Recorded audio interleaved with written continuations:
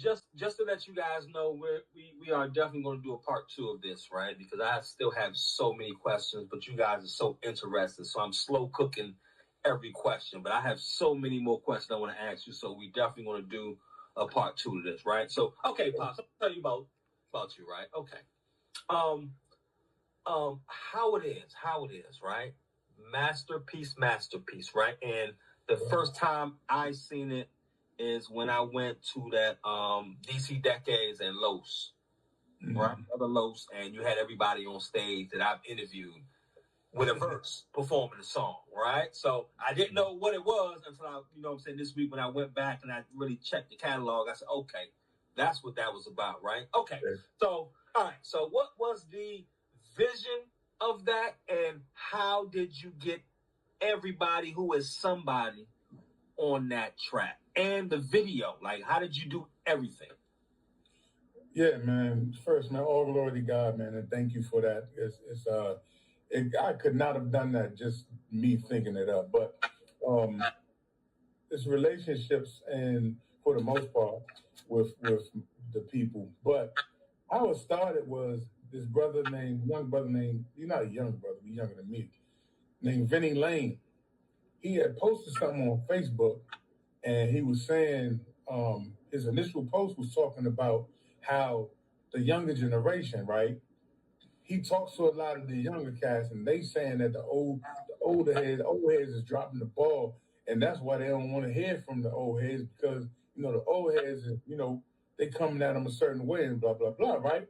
So I was like, I don't know about this.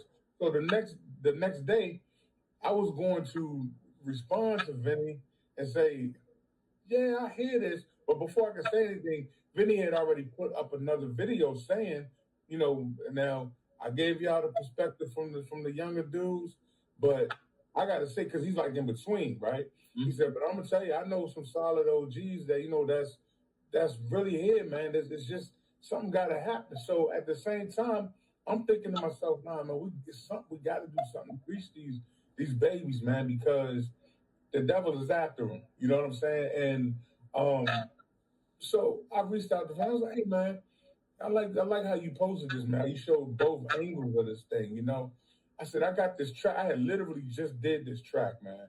And the track literally, like, it spoke like this is the one for that. I had no lyrics to it or nothing. But I talked to Vinny. I said, Vinny, man, why don't you get on this track with me? I'll do a version of it. And then, you do a version of it too. Like, I'll do the first verse, and you come on the second verse, and then, we'll go from there, right? And so Vinny was like, yeah, all right, that sounds cool, OG, you know what I'm saying, blah, blah, blah. And so it took a minute for us to get up to get that done, But Vinny, he laid his part down and sent this. And just so you know, all the people that was on the stage up there, that wasn't even everybody. Not even, that might have been half of them. But, so Vinny was the first one, right? And so I was like, man, Vinny killed this part, man. But Vinny is very busy. It was hard to reconnect with Vinny, you know what I'm saying? But that's what started. I said, well, you know what? The Lord dropped it in my heart, like, to do different versions of it. The same song, but have different people on the second verse. Not so it's a remix, but so that if it's me and you on the song, okay, now this is our version of the song. So each song will stand on its own, but we're doing it so many times, we're getting the same message out there. But we're getting it from not just me, but whoever else's perspective is on there. So the more we can reach by doing it this way, the better. I just start reaching out to people that I have relationship with. Priest and Nomad. And by the way, you said when we was rapping back then, everybody was a Bama.